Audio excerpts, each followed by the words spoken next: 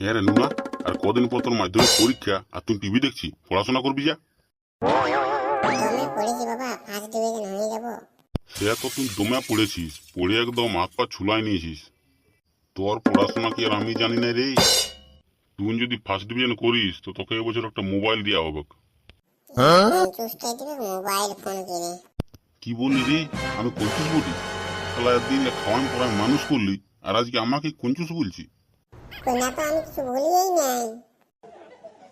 সে আমি সবাই শুনেছি, আর আজকে মরদের মতন তোকে জোবানও দিছি, যদি তুই ফার্স্ট ডিভিশন করিস তো তোকে মোবাইল দেওয়া হবে। এটা আমার গ্যারেন্টি। যা এবারে পড়বি যা। শুন, তোকে ভালোই ভালোই বলছি, পড়বি যা, না তোর ঠেঙায় পড়পড়া করাবো। ওই করে করেই তো তোরা ছেলেটার পড়াশোনাটা গুছালি। সেই ছেলে যতই পড়ুক, ছেলে কেন তাও পড়তে বলতে হয়। তোরা মূর্খ মায়ালোক যদি অত বুঝতিস তাহলে তো কাজেই হইতো।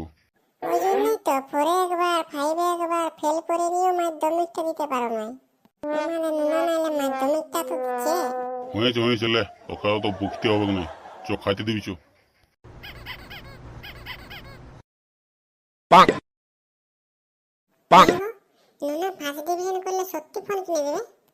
ওটা আমি দেখে এলো, ওটা তোকে চিন্তা করতে হবে না।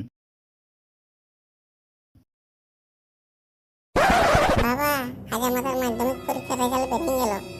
ফার্স্ট ডিভিশন হয়ে গেছে আমি। এবার ফোনটা কিনে দাও। আর তোর ফার্স্ট ডিভিশন এক গাদা করে টুকলি নিয়ে যায় দেখে দেখে লিখিস, ওইটা কি তোর ফার্স্ট ডিভিশন হইলো? অত সব বাদ দাও, এখন ফোনটা দিবে না নাই সেইটা বলো। ফোন টোন কোনো দিয়া দিয়ে হবে না, এখনই কিনলে জানো। হ্যাঁ, এত বড় গাদ্দার বাপ, আর এই তোমার মরদের জবান। এইটুকু একটা নিরীহ শিশুকে পেঁদা কথা বলতে তোমার অল্প লজ্জা লাগিল না? দাঁড়া রে, তোদের পড়াশোনা গুছাবার দায়িত্ব না আর অন্য লোক নিয়ে রাখিয়েছে। মাধ্যমিকের পর না তোরা স্কুলে ফোন পাবি। ওই জন্যই ফোন দেওয়ার কথা বলেছিলে। আর আমি ভাবছি কঞ্জুসটা ফোন দেওয়ার কথা কি করে বললো।